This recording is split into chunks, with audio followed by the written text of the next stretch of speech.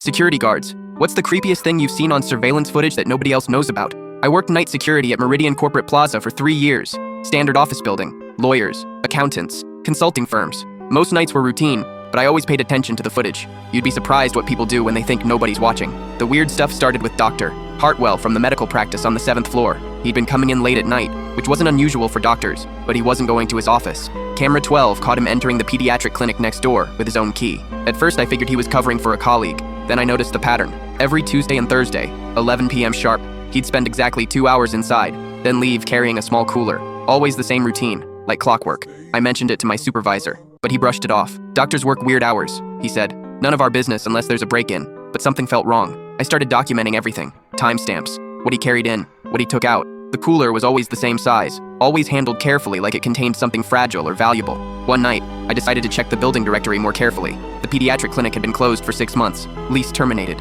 equipment supposedly removed.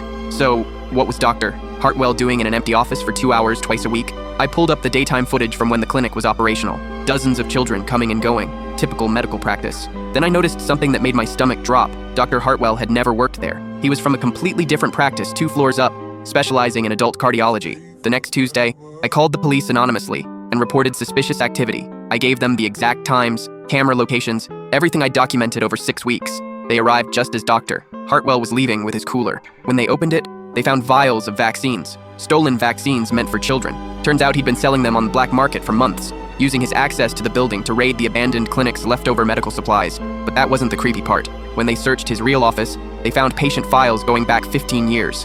Not his patients, children from the closed clinic. Photos, medical records, home addresses, insurance information. He'd been systematically copying information about every child who'd been treated there. The investigation revealed he'd been doing this at multiple locations across the city, breaking into closed medical offices, stealing supplies, and collecting detailed information about children. They found files on over 800 kids, organized by age and medical history. During questioning, he claimed he was preserving medical history, and that the vaccines were going to waste. But the FBI found evidence he'd been selling both the vaccines and the personal information to identity theft rings operating out of Eastern Europe.